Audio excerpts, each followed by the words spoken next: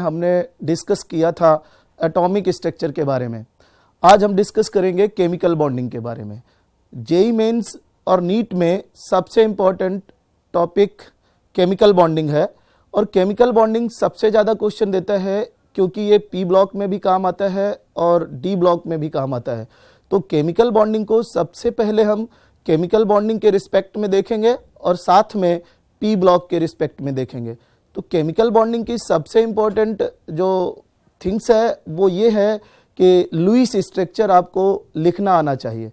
जब तक आप लुईस स्ट्रक्चर नहीं बना पाएंगे तब तक कोई भी क्वेश्चन आप सॉल्व नहीं कर पाएंगे। मैं आपको इसमें मास्टर कर दूंगा, बस आपको लुईस स्ट्रक्चर देखना है और इससे जितने भी टाइप के प्रॉब्लम है केमिकल बॉन्डिंग के आप उसको सॉल्व कर पाएंगे। देखिए, सबसे पहले अगर हम केमिकल बॉन्डिंग की बात करें तो आप क्वेश्चन को समझ लीजिए क्या आ सकता है। तो सबसे पहला क्वेश्चन आपसे आ सकता है हाइब्रिडाइजेशन। हाइब्रिडाइजेशन निकालने के लिए आपको देखना पड़ेगा। दूसरा जो क्वेश्चन है आपका वो आपको आ सकता है शेप या ज्योमेट्री। तीसरा क्वेश्चन आपको आ सकता है बॉन्ड एंगल। किसी भी कंपाउंड का बॉन्ड एंगल आपको निकालना पड़ेगा। इससे अगला क्वेश्चन है number of sigma bond and pi bond. ये आपसे पूछा जा सकता है और इसका क्वेश्चन आपको सॉल्व करना पड़ेगा। इसका अगला क्वेश्चन है polar non polar character. Non polar character और इसके बाद टाइप ऑफ बॉन्डिंग, कितने टाइप की बॉन्डिंग है और नंबर ऑफ पर्टिकुलर बॉन्ड। अब आप ये देखिए, नंबर ऑफ पर्टिकुलर बॉन्ड जो होता है वो आपको पी ब्लॉक में सबसे ज़्यादा और स्ट्रक्चर पी ब्लॉक में सबसे ज़्यादा ज़रूरत पड़ती है। अब इतने सारे बहुत सारे और भी क्वेश्चन हैं जिनको हम इससे सॉल्व कर सकते हैं, लेकिन उसको सबसे पहले समझना पड़ेगा आपको लुईस स्ट्रक्चर से। तो अब किसी भी कंपाउंड की लुईस स्ट्रक्चर बनाना है आपको, तो लुईस स्ट्रक्चर कैसे बना सकते हैं वो देखिए। तो लुईस स्ट्रक्चर सबसे पहले बनाने के लिए आपको ये देखना पड़ेगा कि इसका जो पी ब्लॉक है सेंट्रल एलिमेंट वो क्या क्या हो सकते हैं। देखिए, लुईस स्ट्रक्चर बनाने के लिए बैगन, आलू, गाजर इन थैला, ये पी ब्लॉक को हमें याद करना पड़ेगा क्योंकि most of the central atoms जो होते हैं वो पी ब्लॉक या डी ब्लॉक के होते हैं। तो हम इनको कैसे याद रख सकते हैं? तो ये बोरॉन फैमिली है, बैगन, आलू, गाजर इन थैला। कार्बन फैमिली है चांद, सी, जी, सोनी, परी भी। ये आपकी चांद, सी, जी, सोनी, परी भी ये कार्बन फैमिली है। अगर हम बात करें नाइट्रोजन फैमिली की तो नाइट्रोजन फैमिली में न्यूज पेपर आज सब बिकेगा। ये हम इसको इससे याद करेंगे, न्यूज पेपर आज सब बिकेगा। इसके बाद अगली फैमिली है उससे टेपो। ये उससे टेपो आप इससे याद कर सकते हैं। इससे नेक्स्ट फैमिली है आपके पास फोर्थ क्लास ब्रेड इन अंबाला टाउन। ये फोर्थ क्लास ब्रेड इन अंबाला टाउन। इससे अगली फैमिली है आपके पास जीरो ग्रुप इनर्ट गैसेस या 18 ग्रुप जिसे आप बोलते हैं, और इसके लिए है हीलियम यानी हीना, नीना और करीना का एक्सरे रंगीन। आप इससे याद कर सकते हैं हीना, नीना और करीना का एक्सरे रंगीन। अब हमने ये क्यों लिखा? क्योंकि आपको ये समझना पड़ेगा कि हर एक फैमिली के आउटर मोस्ट में कितने इलेक्ट्रॉन हैं। तो इसके आउटर मोस्ट में 3 इलेक्ट्रॉन है और इनके आउटर मोस्ट में 4 इलेक्ट्रॉन, इस फैमिली के आउटर मोस्ट में 5 इलेक्ट्रॉन और इस फैमिली के आउटर मोस्ट में 6 इलेक्ट्रॉन और इस फैमिली के आउटर मोस्ट में 7 इलेक्ट्रॉन और इस फैमिली के आउटर मोस्ट में 8 इलेक्ट्रॉन। ये इनके आउटर मोस्ट के इलेक्ट्रॉन है। अब आपको ये देखना है, सबसे इंपॉर्टेंट पॉइंट सिर्फ ये है, देखिए ये सेकेंड पीरियड है और बाकी ये थर्ड पीरियड और इसके नीचे पीरियड बढ़ते जा रहे हैं। तो समझना क्या है इसमें, इंपॉर्टेंट पॉइंट सिर्फ ये है कि हमें जो भी सेंट्रल एटम मिलेगा इनमें से कोई भी, हमें उसके आउटर मोस्ट इलेक्ट्रॉन जानने पड़ेंगे, क्योंकि जब हम कोई स्ट्रक्चर बनाते हैं तो आउटर मोस्ट के इलेक्ट्रॉन्स हमें चाहिए। तो देखिए जरा, हमें 2 पॉइंट क्या याद रखने हैं इस पूरे लुईस स्ट्रक्चर बनाने के लिए। 2 पॉइंट जो आपको याद रखने हैं वो क्या है? पहला पॉइंट है second period element. Second period element can not expand their octet. ये पॉइंट आपने याद रखना है। Can not expand their octet किसकी वजह से? Due to absence of vacant d orbital, this one। एक पॉइंट ये आपने याद रखना है कि सेकेंड पीरियड एलिमेंट कभी भी अपने ऑक्टेट को एक्सपेंड नहीं कर पाते हैं, ठीक है। और क्या याद रखना है? दूसरा पॉइंट आपने याद रखना है third period and beyond it. Third period और उसके बाद के जितने भी होंगे can expand their octet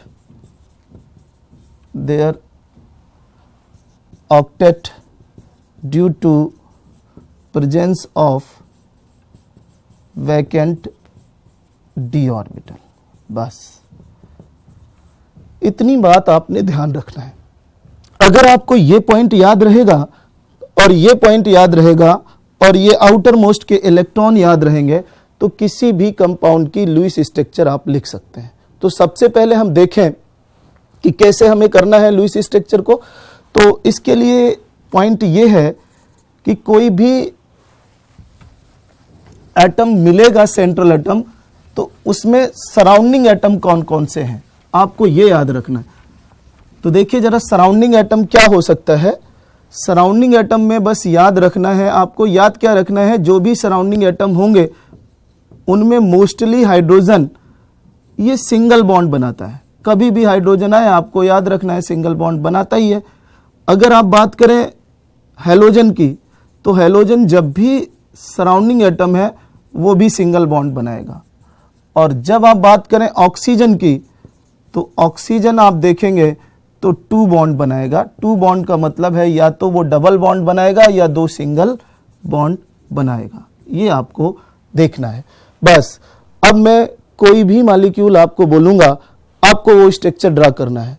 देखिए जरा, XeOF4 सपोज ये है, हमें इसकी स्ट्रक्चर बनानी है। देखिए सराउंडिंग एटम क्या है यहाँ पर? C फ्लोरीन और surrounding atom oxygen. This is central atom, क्योंकि मैंने पहले ही बोल दिया P ब्लॉक के जितने भी एलिमेंट्स हैं मोस्ट ऑफ द केस जहां भी सेंट्रल एटम मिलेगा उसके आउटर मोस्ट के इलेक्ट्रॉन आपने देखने। तो अब बताइए जिनॉन के आउटर मोस्ट में कितने इलेक्ट्रॉन थे? 8 इलेक्ट्रॉन थे। तो अगर हम देखें 8 इलेक्ट्रॉन में से फ्लोरीन हेलोजन ने हमेशा सिंगल बॉन्ड बनाना है, तो 4 फ्लोरीन दिस C, ये 4 सिंगल बॉन्ड बना देगा।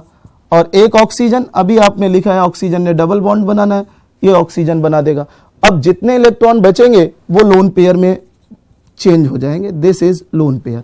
तो अल्टीमेटली अब आपको पता लग गया कि इसके पास एक लोन पेयर है और ये सारे बॉन्ड बन रहे हैं। बस इस तरह से किसी भी मॉलिक्यूल की आप स्ट्रक्चर बना सकते हैं। सी आपको बनाना है XeO2F2C।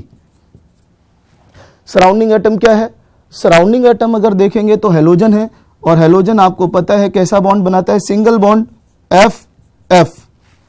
ऑक्सीजन कैसा बॉन्ड बनाता है? Double bond. ये देखिए अब बचा क्या? एक लोन पेयर। इस तरह से इसके पास रह गया। अगर आपको किसी भी मॉलिक्यूल्स में स्ट्रक्चर बनाना है, सपोज आपको बनाना है SOCl2, SO2Cl2, इसकी स्ट्रक्चर बनानी है। तो अब सी, ये ऑक्सीजन है सराउंडिंग एटम, ये क्लोरीन है, सेंट्रल एटम सल्फर, ये डबल बॉन्ड बनाएगा, ये डबल बॉन्ड बनाएगा, ये सिंगल बॉन्ड, ये सिंगल बॉन्ड। सी SO2Cl2 की स्ट्रक्चर बन गई। अगर आपको बनाना है किसी भी मॉलिक्यूल्स में, सपोज स्ट्रक्चर बनाना है XeO3 की, सिंपल सराउंडिंग एटम क्या है यहां पर? ऑक्सीजन। आप देखेंगे ऑक्सीजन, ये ऑक्सीजन, ये ऑक्सीजन, ये ऑक्सीजन। अब इसके पास क्या रह गया? एक लोन पेयर रह गया। बस बिल्कुल आसान है। सपोज SO3 की बनाना है आपको, सी SO3। सेंट्रल एटम क्या है? सल्फर, अब सराउंडिंग एटम क्या है, ऑक्सीजन, ये देखिए, ये देखिए, ये देखिए। सपोज आपको बना रहा है IF5, तो IF5 देखिए, कोई भी मॉलिक्यूल आप देख सकते हैं, सेंट्रल एटम यहाँ I है और ये 5 फ्लोरीन है, यानी हैलोजन सिंगल बॉन्ड बनाते हैं, ये सिंगल बॉन्ड बना देगा और इस हैलोजन के आउटर मोस्ट में 7 इलेक्ट्रॉन आपने पीछे देखे हैं। तो अगर आउटर मोस्ट में 7 इलेक्ट्रॉन है तो इसका मतलब अब इसके पास एक लोन पेयर रह जाएगा। इस तरह से आपने बॉन्ड बनाना है और लोन पेयर। जब आप इसमें मास्टर हो जाएंगे तो मैंने जितने क्वेश्चन आपको पीछे शुरू में लिखे हैं वो सारे क्वेश्चन आप सॉल्व कर सकते हैं। अब हम उनको कैसे सॉल्व करेंगे वो देखना है, लेकिन अभी हम ये देख रहे थे एक सेंट्रल एटम वाली स्ट्रक्चर। जितनी भी अगर किसी के पास एक सेंट्रल एटम है वो आप स्ट्रक्चर देख रहे थे। अगर हम बात करें 2 सेंट्रल एटम, जैसे हमारे पास है Cl2O7, हमारे पास है P2O5, तो अगर किसी भी मॉलिक्यूल के पास 2 सेंट्रल एटम है तो 2 सेंट्रल एटम क्या करना है, जैसे किसी घर में 2 भाई हैं तो उनको अगर किसी एक को 500 की शर्ट आती है तो दूसरे को भी 500 की शर्ट लेनी पड़ेगी। इसका मतलब है कि किसी के पास अगर किसी मॉलिक्यूल में 2 सेंट्रल एटम है तो इक्वली डिस्ट्रीब्यूशन करना है, बस ये ध्यान रखना है, और जो बचेगा वो डिस्ट्रीब्यूट कर लेना है। सपोज ये Cl2O7 मॉलिक्यूल है, आपको इसमें बॉन्डिंग शो करना है तो कुछ नहीं करना, दोनों सेंट्रल एटम लिख दीजिए, ये लिख दिया हमने। अब यहाँ पे ये ऑक्सीजन है, इक्वली डिस्ट्रीब्यूशन करना है, करिए इक्वली डिस्ट्रीब्यूशन। तो ये डबल बॉन्ड O, इसको भी एक डबल बॉन्ड O देना पड़ेगा, इसको एक डबल बॉन्ड O दिया आपने तो इसको भी एक डबल बॉन्ड O देना पड़ेगा, इसको एक डबल बॉन्ड ऑक्सीजन के साथ दिया आपने, इसको भी देना पड़ेगा, क्योंकि इक्वली डिस्ट्रीब्यूशन करनी है। अब बचा क्या, एक ऑक्सीजन बचा तो वो सेंट्रल पे दोनों के साथ हो जाएगा। ये है बस, कोई भी 2 सेंट्रल एटम का मॉलिक्यूल है, जैसे ये P2O5 है, तो अब P2O5 में भी क्या करना है, देखिए P और P 2 सेंट्रल एटम लिखे, इसको एक डबल बॉन्ड दिया, इसको एक डबल बॉन्ड दिया, इसको एक डबल बॉन्ड दिया, इसको एक डबल बॉन्ड दिया, बचा रह गया, दोनों में डिस्ट्रीब्यूट हो गया। इसका मतलब इस तरह से 2 सेंट्रल एटम का मॉलिक्यूल हो तो इक्वली डिस्ट्रीब्यूशन करना है। पर याद क्या रखना है, ऑलवेज एक्सेप्शनल बिहेवियर इसमें, कि एक्सेप्ट इक्वली डिस्ट्रीब्यूशन आपने कहाँ नहीं करनी है, इक्वली डिस्ट्रीब्यूशंस आपने H2S2O5 एंड H2S2O3 इन 2 को छोड़कर बाकी कहीं भी इक्वली डिस्ट्रीब्यूशंस आपने अप्लाई करनी है, यहाँ इक्वली डिस्ट्रीब्यूशंस अप्लाई नहीं करनी है। तो इनकी स्ट्रक्चर बस दिमाग में रखनी है, बाकी की स्ट्रक्चर आप 2 सेंट्रल एटम की बना सकते हैं, ये आपके सामने है। अब देखिए, एक सेंट्रल एटम वाला मॉलिक्यूल आपने देख लिया, 2 सेंट्रल एटम वाला भी मॉलिक्यूल आपने देख लिया। अब अगर कोई आयनिक स्पीसीज हो, और मैं इनकी स्ट्रक्चर बना के आपको बता देता हूं कि इनको कैसे बनाना है। अगर ये H2S2O5 है तो इसमें ये देखिए, इसकी ये स्ट्रक्चर फिक्स होती है, तो आपने इस पर इक्वली डिस्ट्रीब्यूशन नहीं करना।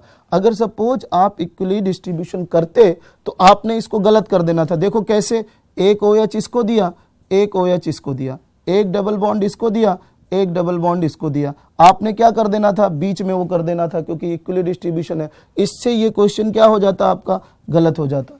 तो आपने इसको याद रखना है कि यहाँ आपने इक्वली डिस्ट्रीब्यूशन नहीं करनी है, और इस वाले केस में भी इक्वली डिस्ट्रीब्यूशन नहीं करनी, क्योंकि इसकी स्ट्रक्चर इस तरह से ये बनेगी, ये डबल बॉन्ड O और ये इसकी स्ट्रक्चर है। तो इन 2 मॉलिक्यूल की स्ट्रक्चर आपने याद रखनी है 2 सेंट्रल एटम में, और बाकी आपने इक्वली डिस्ट्रीब्यूशन। तो 1 सेंट्रल एटम हो गया और 2 सेंट्रल एटम। अब सबसे इंपॉर्टेंट, अब इसमें देखिए क्वेश्चन क्या है। पहला क्वेश्चन हमने बोला था पर्टिकुलर बॉन्ड, इसका क्या मतलब है, पर्टिकुलर बॉन्ड आपसे पूछे जाते हैं। तो पर्टिकुलर बॉन्ड मीन्स क्या, मैं पूछूं how many ClO bond in Cl2O6, मेरा ये क्वेश्चन है, how many ClO bond in Cl2O6। तो हमने ये बोला कि कोई भी क्वेश्चन आपने सॉल्व करना है तो सिंपल उसकी लुईस स्ट्रक्चर बनाना है। कोई भी बॉन्डिंग का क्वेश्चन आए तो Cl2O6 है, इसकी स्ट्रक्चर बनानी पड़ेगी। ये कितने सेंट्रल एटम वाला है, 2 सेंट्रल एटम वाला। तो आप देखिए जरा, इसके पास एक Cl, दूसरा Cl। अब इसके पास एक डबल बॉन्ड हो, एक डबल बॉन्ड हो, क्योंकि ऑक्सीजन डबल बॉन्ड आपने पीछे देखा था, एक डबल बॉन्ड हो और दूसरा भी डबल बॉन्ड हो, तीसरा डबल बॉन्ड हो और इधर डबल बॉन्ड हो, इक्वली डिस्ट्रीब्यूशन किया, कुछ है नहीं तो ये आपस में ज्वाइंट हो गया। अब पर्टिकुलर बॉन्ड का क्वेश्चन था, how many ClO bond in Cl2O6। सी कितने ClO बॉन्ड है इसमें, तो ये सारे ClO बॉन्ड है 1 2 3 4 5 6। अब आप यहां पे कंफ्यूज मत हो जाना कि Cl सिंगल बॉन्ड दिखा रहा है। एक्चुअल में Cl सिंगल बॉन्ड होने का ये मीनिंग है कि ये Cl sigma bond, double bond में भी एक सिग्मा बॉन्ड होता है और सिंगल बॉन्ड सिग्मा बॉन्ड है ये, तो यानी कि ये double bond without sigma bond बन नहीं सकता। तो जब भी सिंगल बॉन्ड का भी क्वेश्चन आए तो सारे बॉन्ड आपने सिंगल और डबल सारे काउंट करने हैं, क्योंकि उन सभी के अंदर सिग्मा बॉन्ड इंक्लूड होता है। तो ये ClO बॉन्ड पूछ रहा है तो आपने सारे 1 2 3 4 5 6, दिस इज पर्टिकुलर बॉन्ड का क्वेश्चन है। कोई भी मॉलिक्यूल दिया हो, अब आप पर्टिकुलर बॉन्ड का क्वेश्चन सॉल्व कर सकते हैं। अभी फिर देखते हैं, देखिए जरा, अगर दूसरा इसमें क्या क्वेश्चन आ सकता है, तो पर्टिकुलर बॉन्ड यानी ClO बॉन्ड आंसर करेंगे कितने, बोलिए 6 करेंगे। अब अगर आपसे क्वेश्चन आए how many Cl direct linkage, देखिए how many Cl direct linkage, आपसे ये क्वेश्चन आया हुआ है नीट में। तो Cl डायरेक्ट लिंकेज देखिए, एक ये सामने है Cl डायरेक्ट लिंकेज। तो अगर दूसरा पर्टिकुलर क्वेश्चन इस तरह का आता है Cl डायरेक्ट लिंकेज है या नहीं है, तो Cl डायरेक्ट लिंकेज आपके पास एक है। इसके बाद अगला question, number of PO bond in P2O5, POP bond and P double bond O bond, ये 3 क्वेश्चन है P2O5 में। PO बॉन्ड पूछा, POP बॉन्ड पूछा और PO बॉन्ड पूछा, और चौथा क्वेश्चन PP डायरेक्ट लिंकेज है या नहीं है, डायरेक्ट लिंकेज। अब ये 4 क्वेश्चन है, आपको कोई अलग अलग मेथड नहीं करना, सिंपल लुईस स्ट्रक्चर लिखनी है। और एक और question, total number of lone pair in molecule, loan pair in molecule, ये भी देखिए एक क्वेश्चन और जुड़ गया। कुछ भी नहीं है, सिंपल लुईस स्ट्रक्चर ड्रा करनी है। क्या करूंगा, कितने सेंट्रल एटम है, देखिए 2 सेंट्रल एटम है। और एक और क्वेश्चन जो हमने देखा था, टाइप ऑफ बॉन्डिंग, शुरू में हमने आपको लिस्ट दी थी क्वेश्चन की। अब देखिए मैंने सिर्फ स्ट्रक्चर ड्रा की, एक डबल बॉन्ड इसको दिया, एक इसको दिया, एक डबल बॉन्ड इसको दिया, एक डबल बॉन्ड इसको दिया। अब एक ऑक्सीजन बचा, इसके बीच में हमने सेट कर दिया। इस तरह से ये P2O5 है। सी पहला question, number of PO bond. तो नंबर ऑफ PO बॉन्ड कितने नजर आ रहे हैं, देखिए 1 2 3 4 5 6, ये नंबर ऑफ PO बॉन्ड है। तो PO बॉन्ड का नंबर आपने देख लिया यहां पर 6, PO बॉन्ड ये है, तो PO बॉन्ड का नंबर आपने आंसर किया 6। अब देखिए P डबल बॉन्ड, इसका मतलब अब आपको ये सिंगल बॉन्ड वाले काउंट नहीं करने हैं, अब केवल डबल बॉन्ड वाले ही काउंट करने हैं। तो ये कितने हैं P डबल बॉन्ड हो, 1 2 3 4, 4 आंसर कर देना है। अगला क्वेश्चन है, number of POP bond. See POP bond इस पर है भी कि नहीं, तो ये देखिए नजर आ रहा है POP बॉन्ड कितना है, 1। अगला question, how many PP direct linkage, 0। क्या PP डायरेक्ट लिंकेज है, क्या नहीं है, क्योंकि POP बॉन्ड है, इन दोनों P के बीच में ऑक्सीजन आ गया, तो हमने यहां पर 0 कर देना है, POP लिंकेज है ही नहीं। अब total number of lone pair in molecule. See इस फास्फोरस को देखिए, इसके पास 5 इलेक्ट्रॉन होते हैं आउटर मोस्ट में, 5 के 5 इलेक्ट्रॉन यूज हो चुके हैं, इसके भी यूज हो चुके हैं, इसलिए इसके पास तो लोन पेयर बचा ही नहीं इसके पास। अब किसके पास बचेगा, ऑक्सीजन को देखेंगे, ऑक्सीजन ऑक्सीजन ऑक्सीजन और ऑक्सीजन। अगर हम इसको देखें तो याद रखना कि अगर O डबल बॉन्ड बनाता है तो 6 में से 2 इलेक्ट्रॉन यूज हो चुके हैं, तो कभी भी ऑक्सीजन जब भी 2 बॉन्ड बनाए तो समझ लेना उसके पास 2 लोन पेयर रहेंगे। और अब यहाँ पे देखिए सारे ऑक्सीजन ने डबल बॉन्ड बनाए हैं, तो हर एक ऑक्सीजन के पास 2 लोन पेयर रहेंगे। तो अल्टीमेटली हम दिखाएं या नहीं दिखाएं, अंडरस्टूड होता है कि 2 लोन पेयर हैं, तो हम यहाँ हर एक स्ट्रक्चर में दिखाने की जरूरत नहीं होती। जब क्वेश्चन आए कि कितने लोन पेयर हैं, तब आपने उसको काउंट कर लेना है। और काउंट क्या करना है, बस ऑक्सीजन की नंबर काउंटिंग करनी है, 1 2 3 4 5।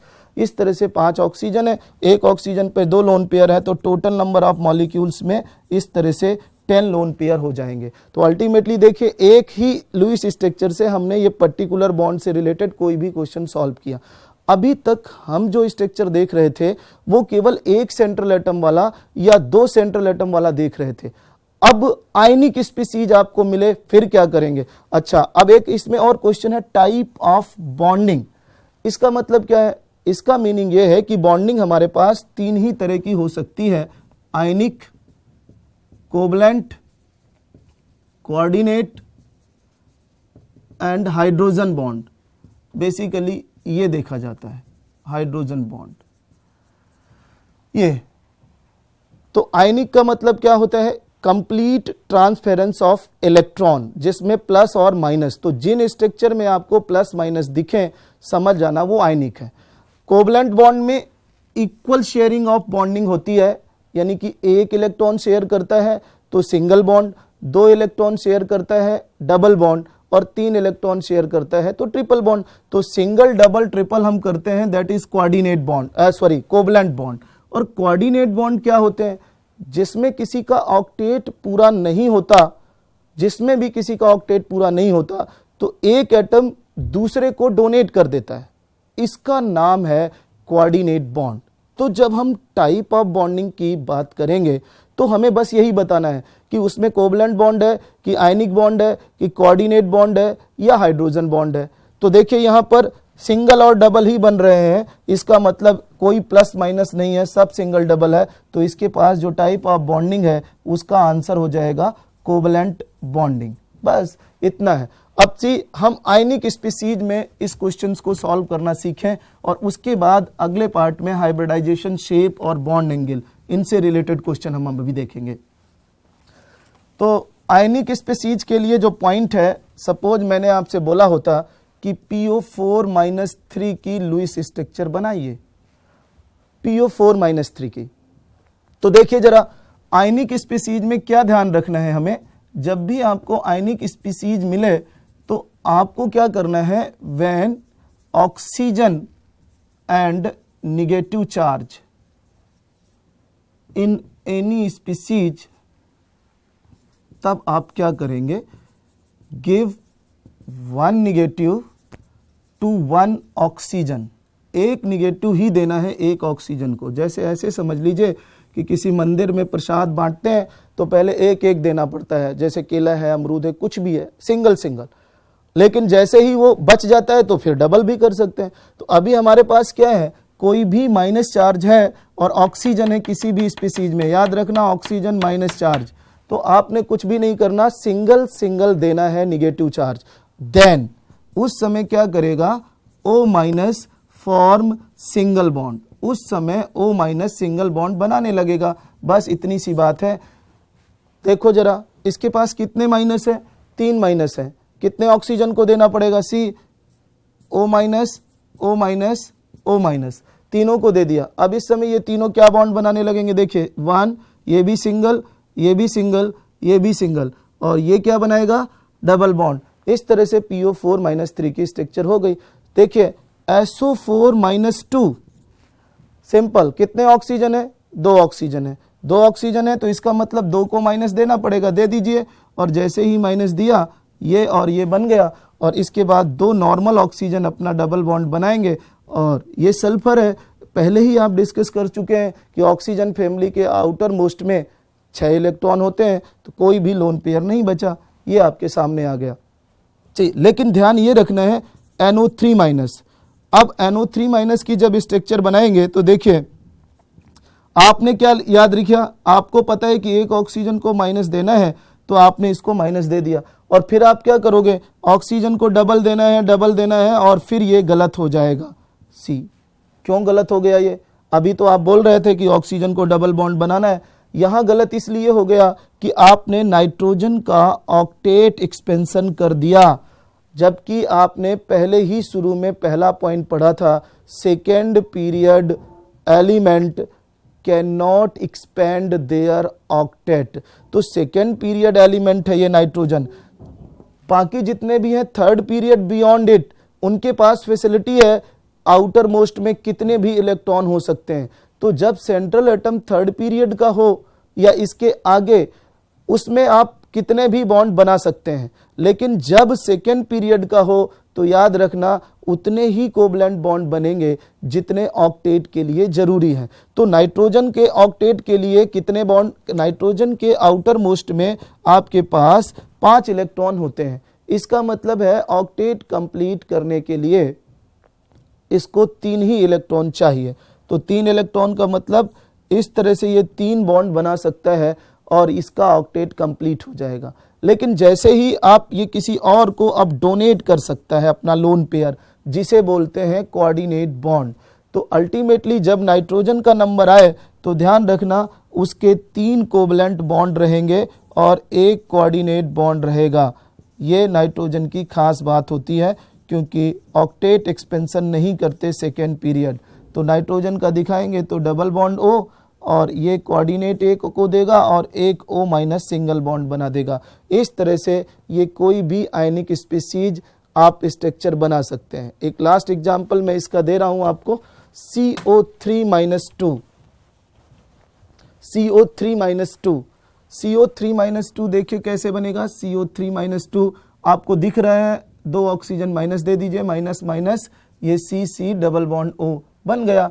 बस कोई भी क्वेश्चन है आप सॉल्व कर सकते हैं। अब दूसरा point, in ionic species when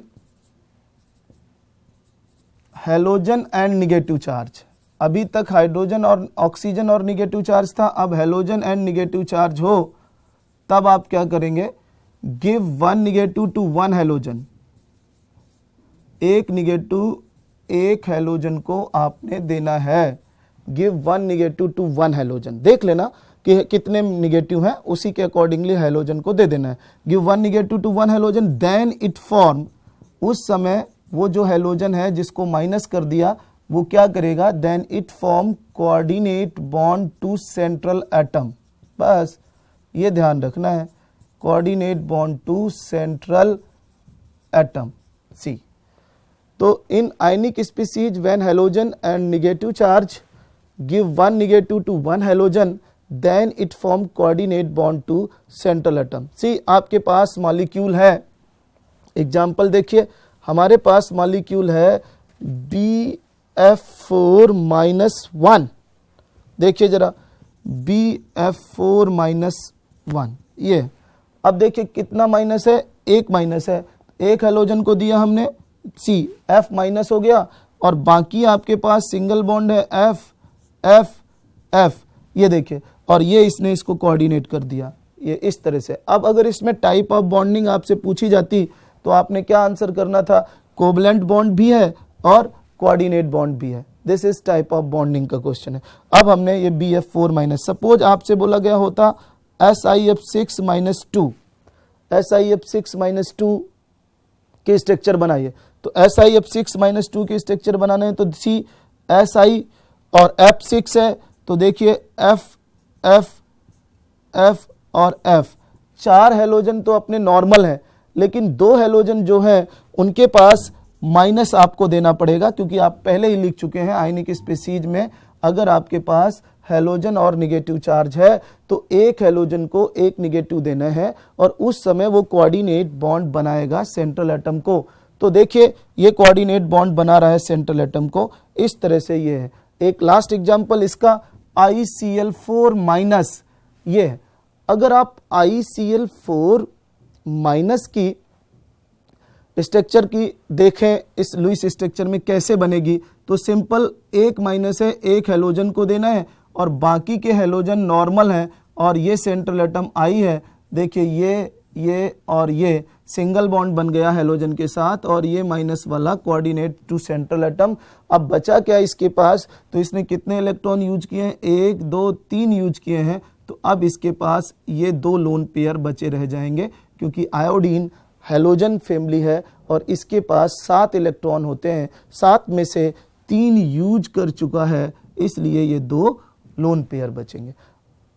अब लास्ट है आयनिक स्पीसीज का पार्ट। अगर हम ऐसा आयनिक स्पीसीज बनाएं जिसमें प्लस हो, अभी तक माइनस वाले देख रहे थे, हैलोजन और ऑक्सीजन वाले। अगर हम बात करें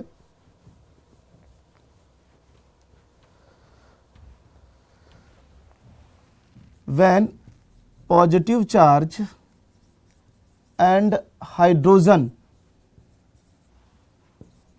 in any species, क्या करना है, give one positive to one hydrogen, then coordinate bond from central atom to H plus. ये जब आपको कोई भी ऐसी स्पीसीज दी हो जहां पॉजिटिव चार्ज भी हो और हाइड्रोजन भी हो, तो कुछ भी नहीं करना, आप सिंपल है एग्जाम्पल से आप इस बात को समझ सकते हैं।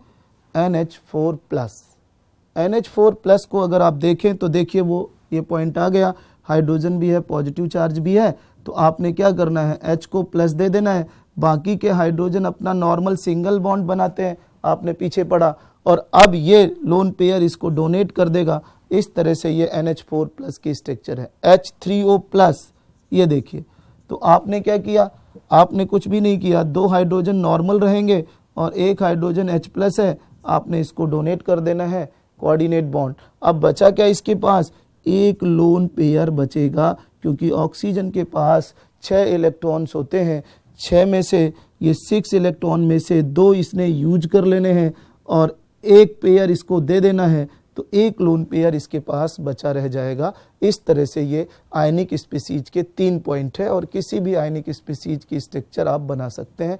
ये लुईस स्ट्रक्चर के बारे में हम बात कर रहे थे। अब देखिए, अगर हम मेरा क्वेश्चन होता कि NO2 प्लस बनाइए, तो अल्टीमेटली सपोज इनमें से कोई भी पॉइंट हमें याद नहीं रहता जो हमने लिखा था, तो इसका मतलब है कि आयनिक स्पीसीज में लेस इलेक्ट्रोनिगेटिव को आपने देना है प्लस चार्ज और मोर इलेक्ट्रोनिगेटिव को माइनस चार्ज। तो देखिए ये प्लस है और ये माइनस है। अब यहाँ पर अगर हम गौर से देखें तो नाइट्रोजन लेस इलेक्ट्रोनिगेटिव है, ये प्लस हो जाएगा, तो ये 2 डबल बॉन्ड बन गए, इसकी स्ट्रक्चर हो जाएगी। अगर हम इसकी बात करें तो यहाँ ऑक्सीजन ज़्यादा इलेक्ट्रोनिगेटिव है, उसको माइनस देंगे तब वो सिंगल बॉन्ड है, और इस तरह से ये एक लोन पेयर। अल्टीमेटली अभी तक हमने जो सीखा वो लुईस स्ट्रक्चर में हमने 1 सेंट्रल एटम वाला, 2 सेंट्रल एटम वाला और आयनिक स्पीसीज, इसके बारे में हमने डिस्कशन किया है। और अब हम अगले टर्म पे इससे रिलेटेड जितने भी क्वेश्चंस हैं जस्ट सॉल्व करेंगे। आपका एक क्वेश्चन है, आप तब तक सॉल्व करिए। NO3 माइनस में कितने लोन पेयर हैं, आपको ये सॉल्व करके सॉल्व करना है। इसके बाद हम आगे नेक्स्ट क्वेश्चन डिस्कस करेंगे। तो अभी हमने लुईस स्ट्रक्चर के बारे में सीखा था, अब हम उसका एप्लीकेशन सीखेंगे कि कैसे किसी भी क्वेश्चन को लुईस स्ट्रक्चर से सॉल्व किया जा सकता है। देखिए, अब मेरा एक क्वेश्चन है आपसे, ये लिखा है PO4-3 दिस। अब हमें इस पे सॉल्व करना है हाइब्रिडाइजेशन, क्या होगा सेंट्रल एटम का। सॉल्व करना है हमें number of sigma and pi bond.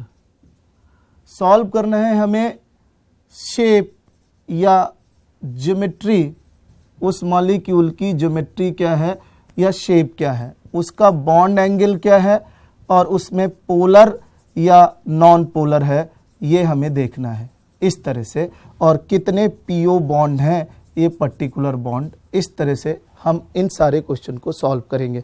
देखिए जरा, PO4-3 है, हमने बोला केमिकल बॉन्डिंग में कोई भी क्वेश्चन आए आपने उसकी लुईस स्ट्रक्चर ड्रा करनी है। अब लुईस स्ट्रक्चर ये आयनिक स्पीसीज है, क्या बताया था कि अगर ऑक्सीजन और निगेटिव चार्ज है तो एक ऑक्सीजन को एक ही निगेटिव देना है आपने। तो आपने एक ऑक्सीजन को एक निगेटिव दिया, तो इसका मतलब कितने ऑक्सीजन है इसके पास, देखिए जरा, 1 O, 1 O और 1 O, ये 3 ऑक्सीजन को माइनस दिया। एक ऑक्सीजन नॉर्मल है, 4 ऑक्सीजन थे, माइनस वाले ने क्या किया, सिंगल बॉन्ड बना दिया, ये, और जो नॉर्मल था उसने अपना नॉर्मल डबल बॉन्ड बना दिया, बस ये स्ट्रक्चर बन गई। अब हमें निकालना था हाइब्रिडाइजेशन। हाइब्रिडाइजेशन निकालने के लिए आपने कुछ भी नहीं करना। जब भी ये लुईस स्ट्रक्चर बना ली तो total number of bond pair and lone pair of central atom, ये काम करना है आपको बस। Total number of lone pair and bond pair of central atom. देखिए ये सेंट्रल एटम है। अब बॉन्ड पेयर किसको बोलते हैं? लोन पेयर तो इसके पास कुछ बचा ही नहीं, क्योंकि लोन पेयर तो सिंपल आपको पता है कि जब इलेक्ट्रॉन बचता है तब लोन पेयर आपने मेंशन कर लेना है। अब बचा ही नहीं, इसका मतलब लोन पेयर तो हो गया जीरो। अब बॉन्ड पेयर किसको बोलते हैं? तो बॉन्ड पेयर जो होते हैं वो होते हैं sigma bond and coordinate bond. Sigma bond and coordinate bond, इनको बोलते हैं बॉन्ड पेयर। अब सिग्मा बॉन्ड क्या होते हैं? All single bond sigma bond. जितने भी सिंगल बॉन्ड नजर आएंगे वो सब सिग्मा बॉन्ड होंगे, यानी कि बॉन्ड पेयर। और डबल बॉन्ड अगर कहीं बनाया आपने तो उसमें एक सिग्मा होगा और एक पाई बॉन्ड होगा। और अगर आपने कहीं ट्रिपल बॉन्ड बनाया तो ट्रिपल बॉन्ड में एक सिग्मा और दो पाई, बस।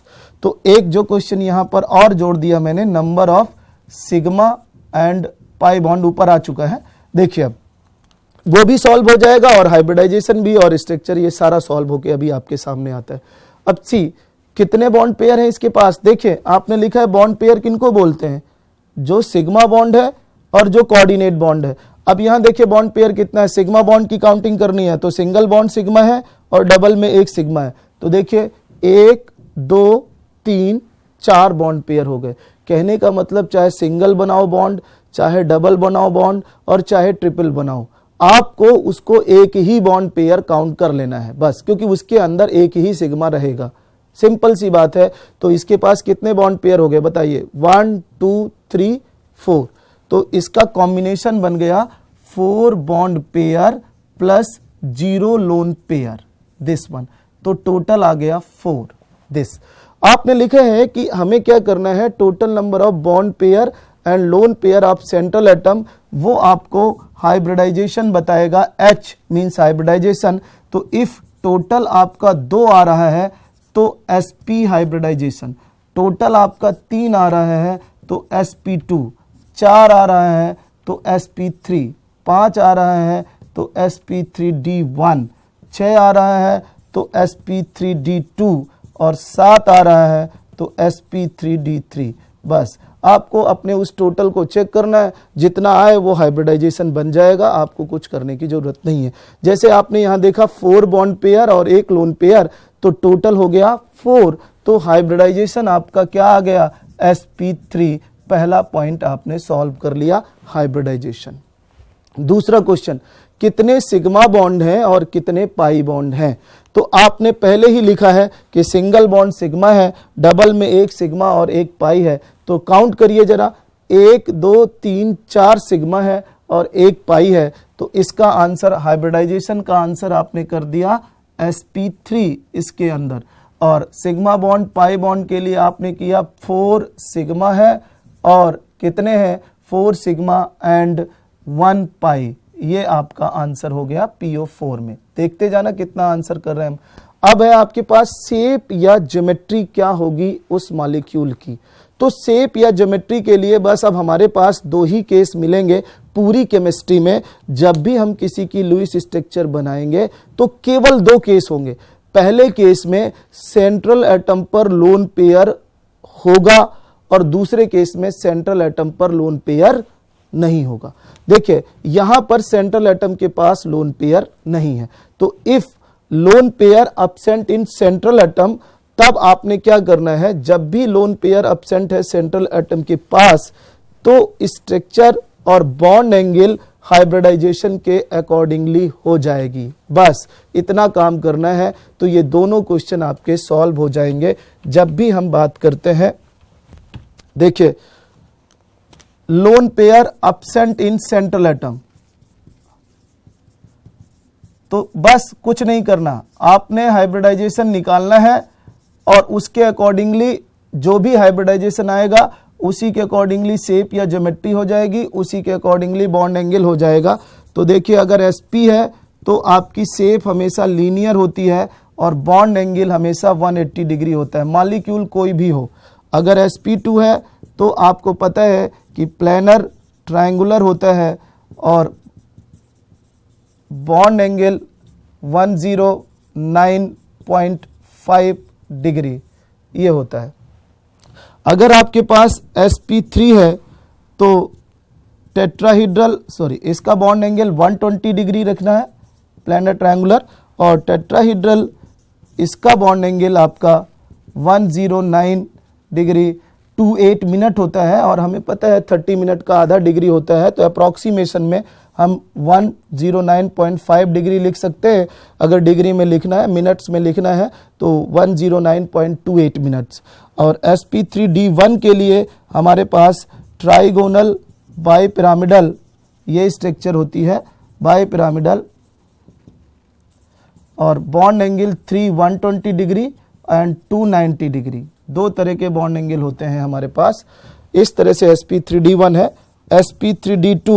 sp3d2 आपके पास ऑक्टाहीड्रल और बॉन्ड एंगल होता है 90 डिग्री, इस तरह से ये बॉन्ड एंगल है। तो हम यहाँ पर, और sp3d3 है अगर आपके पास, तो sp3d3 के लिए आपका पेंटागोनल बाइपिरामिडल। अगर हम बात करें sp3d3 तो ये होगा पेंटागोनल बाइपिरामिडल। इसके लिए आपका bond angle 572 degree and 290 degree, इस तरह से। अब देखिए, अब हमारे सारे क्वेश्चन इस पर सॉल्व करके हम देखते हैं। हमने बोला कि इसका हाइब्रिडाइजेशन निकालिए, तुरंत आपने इसकी लुईस स्ट्रक्चर बनाई और इस पर लिखा 4 bond pair 0 lone pair, total आपका 4 आया। आपने हाइब्रिडाइजेशन sp3 कर दिया। अब इसके पास लोन पेयर एब्सेंट था, तो लोन पेयर एब्सेंट होते ही सब कुछ हाइब्रिडाइजेशन के अकॉर्डिंगली हो जाएगा। तो हाइब्रिडाइजेशन sp3 था, उसके अकॉर्डिंगली इसकी शेप या ज्योमेट्री टेट्राहीड्रल हो गई और उसका बॉन्ड एंगल हो गया 109।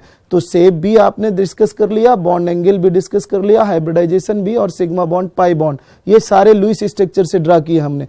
अब पोलर नॉन पोलर कैरेक्टर भी लुईस स्ट्रक्चर से ड्रा करेंगे। कैसे?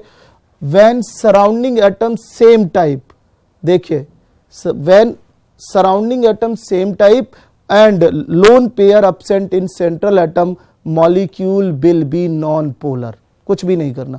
सराउंडिंग एटम देखो सारे ऑक्सीजन है, सेम टाइप हो गए, तो सराउंडिंग एटम सेम टाइप और सेंट्रल एटम पर लोन पेयर एब्सेंट है, तो ये कैसा हो गया? नॉन पोलर हो गया। तो इस तरह से बॉन्ड एंगल भी कर लिया, शेप भी कर लिया, हाइब्रिडाइजेशन भी कर लिया, सिग्मा बॉन्ड पाई बॉन्ड भी कर लिया, और इसके लिए हमने बता दिया ये नॉन पोलर है। अब total number of lone pair अगर आपको बताना है और टाइप ऑफ बॉन्डिंग बताना है, तो ये सारे के सारे कोवलेंट बॉन्ड हैं, तो टाइप ऑफ बॉन्डिंग हो गई कोवलेंट बॉन्डिंग।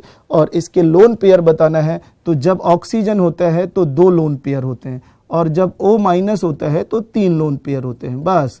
तो अब आप काउंट कर लीजिए 3, 3, 6, 3, 9 एंड 2, 11, तो 11 लोन पेयर। इस तरह से किसी भी मॉलिक्यूल में हम इस क्वेश्चन को सॉल्व कर सकते हैं, जो ये 5 क्वेश्चन लिखे हुए हैं। अब मैं आपको एक एग्जाम्पल देता हूं जिससे ये आपको बिल्कुल क्लियर हो जाए। आपको इन सारे क्वेश्चन को सॉल्व करना है NO3- में। तो मेरा अगला क्वेश्चन है, ये देखिए, ये मैंने सब लिख दिया है आपको, और इससे आपको समझ जाना चाहिए। अब मेरा अगला क्वेश्चन है NO3-, इस पर आपको सारे क्वेश्चन सॉल्व करने हैं। NO3-, NO3-, ये आया NO3-। देखिए हमने क्या बोला था, आपको बॉन्डिंग का कोई भी क्वेश्चन आए, पहले क्या करना है? लुईस स्ट्रक्चर बनाइए जरा। क्या है लुईस स्ट्रक्चर?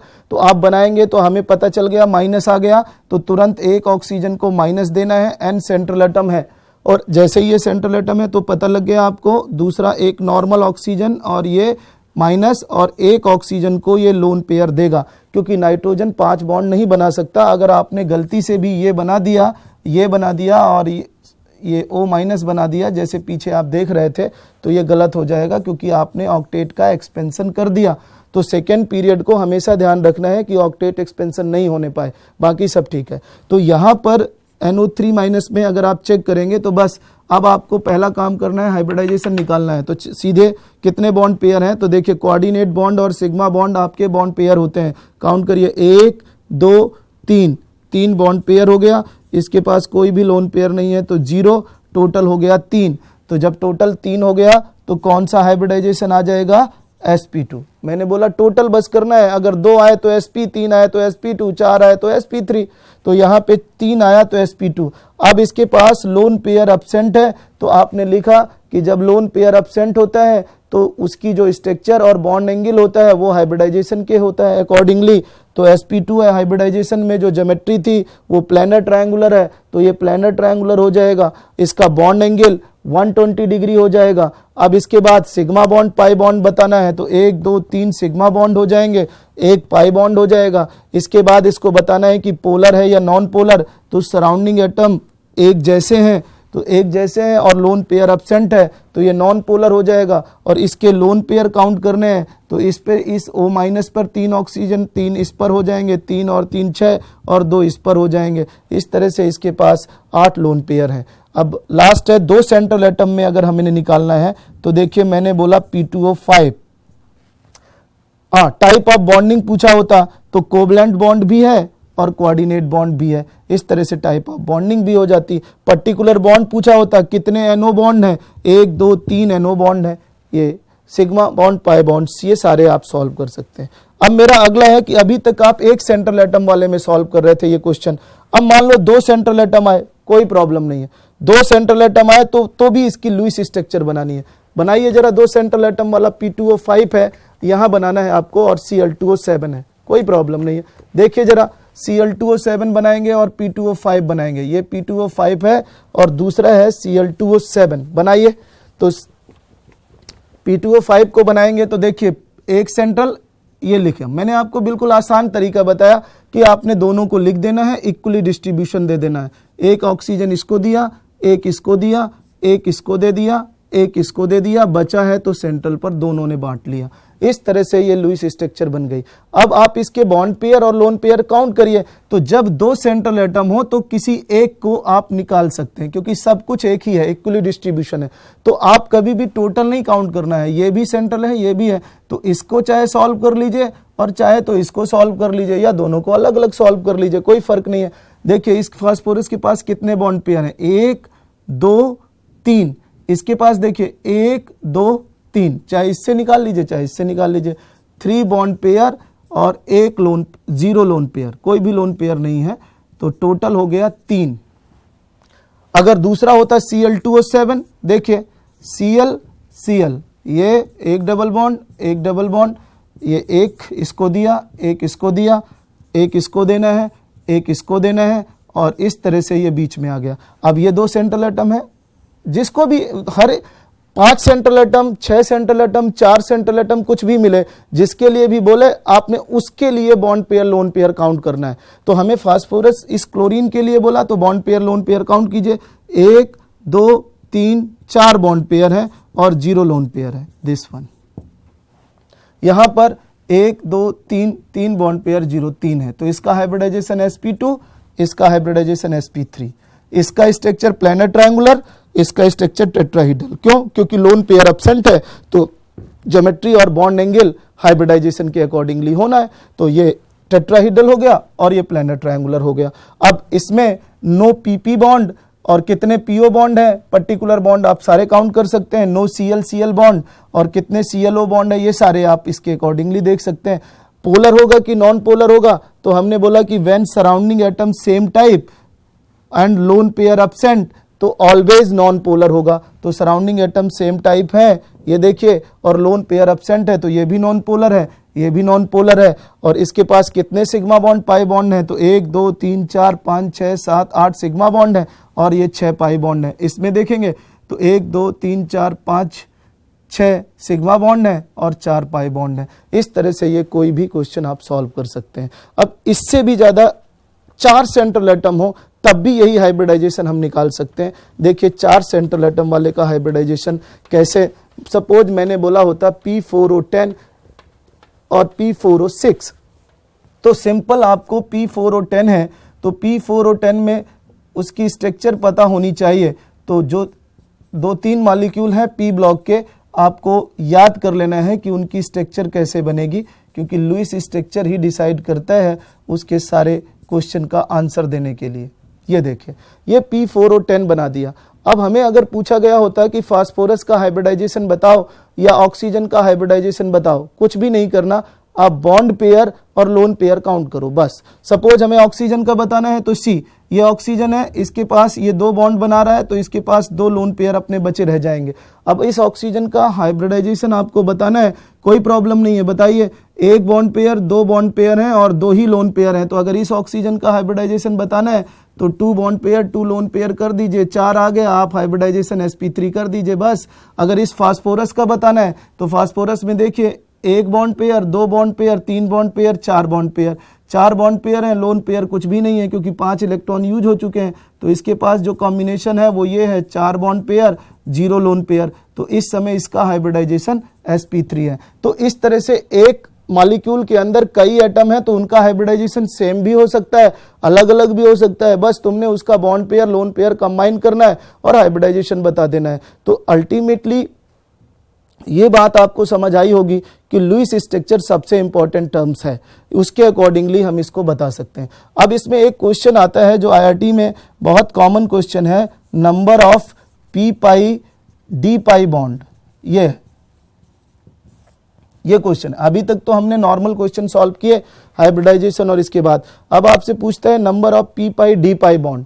तो number of p pi d pi bond solve करने के लिए उसका हाइब्रिडाइजेशन तो हमने पहले ही निकाल लिया, और ये कौन से मॉलिक्यूल बनाएंगे। तो पहले तो एक बात आपको क्लियर होना चाहिए हमेशा कि जो थर्ड पीरियड है, केवल third period central atom and beyond it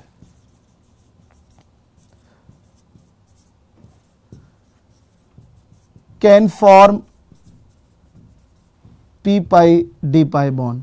actual में वैकेंट d ऑर्बिटल जो होता है वो थर्ड पीरियड और उसके बाद ही आता है।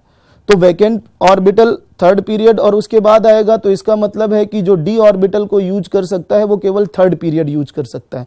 तो पहली बात, अगर सेकेंड पीरियड सेंट्रल एटम हो तो कभी भी ये क्वेश्चन नहीं बनेगा, आंसर 0 करना है। जैसे सेकेंड पीरियड में मान लीजिए आपके पास ये N2O5 होता, तो देखिए ये N2O5 हमने बनाया, दिस N2O5 की ये स्ट्रक्चर बनाई। अब आप इसमें कोई भी क्वेश्चन सॉल्व करें जरा, तो देखिए इसका हाइब्रिडाइजेशन क्या बनेगा, 1 2 3 bond pair, 0 lone pair, hybridization sp2। अब जब कोई भी इसके पास हाइब्रिडाइजेशन बना sp2, अब कोई भी लोन पेयर नहीं है तो स्ट्रक्चर और बॉन्ड एंगल इस हाइब्रिडाइजेशन के अकॉर्डिंगली होगा। तो इस हाइब्रिडाइजेशन के अकॉर्डिंगली 120 डिग्री, प्लैनर, ट्रायंगुलर, और इसके बाद इसमें देखें कितने से नॉन पोलर, क्योंकि सराउंडिंग एटम एक जैसे हैं और सेंट्रल एटम पर एब्सेंट है लोन पेयर, तो ये नॉन पोलर हो जाएगा। Type of bonding, covalent and coordinate bond, कितने एन डायरेक्ट लिंकेज है, तो कोई भी एन डायरेक्ट लिंकेज नहीं है। कितने NO बॉन्ड है, तो 1 2 3 4 5 6 NO बॉन्ड है। इस तरह से आपको कोई भी क्वेश्चन पूछे बता सकते हैं, लेकिन क्वेश्चन ये बताना था कि p pi d pi bond है कि नहीं है। तो ऑब्वियसली अब आपको समझ जाना चाहिए कि पाई बॉन्ड मतलब डबल बॉन्ड है। अब ये सेंट्रल एटम सेकेंड पीरियड का है, इसलिए कभी भी ये p पाई d पाई नहीं बनाएगा, ऑलवेज p पाई ही बनाएगा। यानी कि सेकेंड पीरियड के मल्टीपल बॉन्ड को p पाई बोलते हैं। क्यों p पाई बोलते हैं, क्योंकि इनका जो कॉन्फ़िगरेशन होता है वो 2s2 2p पर फिनिश हो जाता है, और 2p के बाद 2d नहीं बनती है। जो थर्ड पीरियड है उनका कॉन्फ़िगरेशन 3s 3p, और जो 3d है वो वैकेंट पड़ी रहती है। तो सेकेंड पीरियड वालों के लिए कभी भी d पाई नहीं बनेगा। थर्ड पीरियड वाले, उनकी चॉइस है कि वो p पाई भी बना सकते हैं और d पाई भी बना सकते हैं। मल्टीपल बॉन्ड को पाई बॉन्ड बोलते हैं। तो अब इस नाइट्रोजन के पास अगर देखें तो ये डबल बॉन्ड है, ये डबल बॉन्ड है। तो अगर आपसे बोले कि इस मॉलिक्यूल के अंदर कितने d पाई p पाई बॉन्ड है, तो आंसर करेंगे 0। अगर आपसे बोले कितने p पाई बॉन्ड है, तो जितने भी मल्टीपल बॉन्ड होंगे वो सारे के सारे p पाई होंगे। तो ये देखिए यहाँ पर ये भी और ये भी, ये 2 p पाई हैं।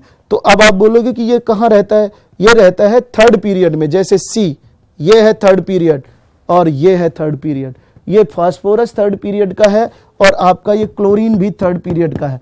अब इसके अंदर आपको बताना है कि पी पाई है या डी पाई है। ये है स्ट्रॉन्ग क्वेश्चन। देखिए जरा, जो टर्म है पाई बॉन्ड हमेशा प्योर ऑर्बिटल से बनता है, फॉर्म्ड बाय प्योर ऑर्बिटल। तो आपने जब हाइब्रिडाइजेशन निकाल लिया, उसके बाद देखिए अगर sp हाइब्रिडाइजेशन है, इसका मतलब है कि उसके पास 2 p ऑर्बिटल प्योर है पाई बॉन्ड बनाने के लिए। अगर sp2 हाइब्रिडाइजेशन है, इसका मतलब 1 p ऑर्बिटल बचा रह गया है, तो 1 p पाई बना सकता है। और अगर sp3 हाइब्रिडाइजेशन है, तो उसका मतलब है कि कोई भी p पाई नहीं बना सकता, क्योंकि सारे के सारे p हाइब्रिडाइजेशन में इन्वॉल्व हो चुके हैं। और जब हाइब्रिड ऑर्बिटल होते हैं वो सिग्मा बॉन्ड बनाते हैं, और पाई बॉन्ड जो बनता है वो केवल प्योर ऑर्बिटल से बनता है। तो जब आपने इसका देखो, इस मॉलिक्यूल में जब आपने हाइब्रिडाइजेशन निकाला तो sp3 हाइब्रिडाइजेशन निकाल लिया इस मॉलिक्यूल का। इसका मतलब है कि अब ये p पाई नहीं बना सकता, क्योंकि p के तीनों ऑर्बिटल यहां यूज हो चुके हैं। तो अब इसके जो मल्टीपल बॉन्ड है वो मल्टीपल बॉन्ड क्या होंगे? इसके मल्टीपल बॉन्ड होंगे, इसके देखिए 1 multiple bond, 2 multiple bond, 3 multiple bond, 4 multiple bond, 5 और 6, ये सारे के सारे डबल बॉन्ड जो है वो सब डी पाई पी पाई है, पी पाई नहीं है, क्योंकि ये sp3 हाइब्रिडाइजेशन के बाद जो वैकेंट डी ऑर्बिटल होगा वो पाई बॉन्ड बनाने में यूज होगा। तो बहुत आसान, यहां पर अब आप बोल सकते हैं 6 p पाई डी पाई है। डी पाई किसका? डी ऑर्बिटल सेंट्रल एटम का यूज होगा, और ऑक्सीजन सेकेंड पीरियड है, इसके p ऑर्बिटल यूज होंगे। तो डी पाई पी पाई बॉन्ड बनेंगे और वो सारे 6 हो जाएंगे। इस तरह से निकालते हैं। इस वाले को देखो, इसमें अगर हम देखें तो यहां पर कौन सा हाइब्रिडाइजेशन यूज किया इसने? sp2। इसका मतलब अभी इसके पास 1 p ऑर्बिटल रह गया है।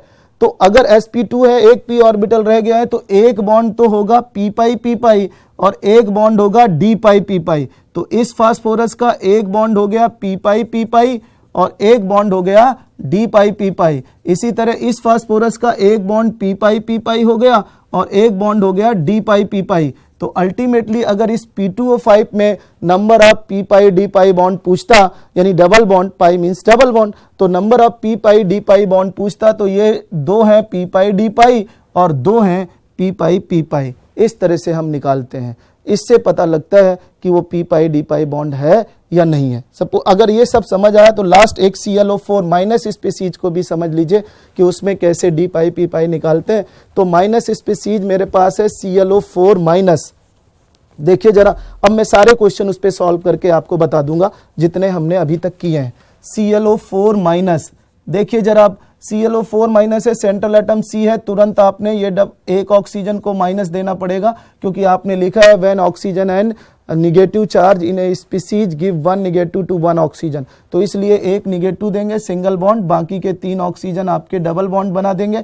और इस तरह से अब हमने इस पर सारे क्वेश्चन सॉल्व करने हैं। पहला क्वेश्चन हाइब्रिडाइजेशन, तो 1 2 3 4 बॉन्ड पेयर हो गया और 0 लोन पेयर sp3 हो गया।